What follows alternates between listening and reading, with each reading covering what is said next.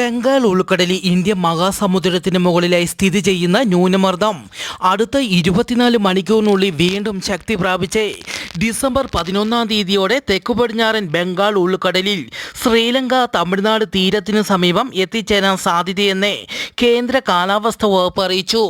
ഒറ്റപ്പെട്ട ശക്തമായ മഴയ്ക്ക് സാധ്യതയുള്ളതിനാൽ ഡിസംബർ 12-ാം തീയതി പത്തനംതിട്ട, ഇടുക്കി, എറണാകുളം, തൃശൂർ, പാലക്കാട്, മലപ്പുറം, കോഴിക്കോട്, വയനാട് ജില്ലകളിലും ഡിസംബർ 13-ാം തീയതി പത്തനംതിട്ട, ആലപ്പുഴ, കോട്ടയം, ഇടുക്കി, എറണാകുളം, തൃശൂർ, പാലക്കാട്, മലപ്പുറം, കാസർഗോഡ് ജില്ലകളിലും കേന്ദ്ര കാലാവസ്ഥാ വകുപ്പ് യെല്ലോ അലർട്ട് പ്രഖ്യാപിച്ചു. ലോകത്തെ ഞെട്ടിച്ചുകൊണ്ട് മറ്റൊരു വൈറസ് വ്യാപിക്കുന്നു. ആഫ്രിക്കയിലെ കോങ്കോയിൽ 150-ലധികം ആളുകൾ ഇതിനോടകം മരിച്ചു. ഡിസീസ് എക്സ് എന്നാണ് ഈ അസുഖത്തിന് താൽക്കാലിക നാമം നൽകിയിരിക്കുന്നത്. വളരെ വേഗത്തിൽ ഈ വൈറസ് വ്യാപിക്കുന്നു. കോങ്കോയിൽ നിന്ന് രോഗലക്ഷണങ്ങളുമായി ഇറ്റലിയിൽ ഒരാളെ ക്വാറന്റൈനിൽ പ്രവേശിപ്പിച്ചു.